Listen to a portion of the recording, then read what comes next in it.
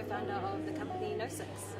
I feel that Digital Moana is super helpful for both Pasifika businesses in tech and not in tech, and just Pasifika people in general, because it really, I touched on in my presentation that it's hard to be something that you can't see.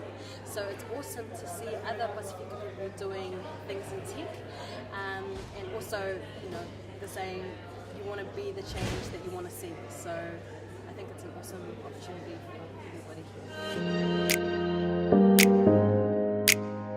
everybody.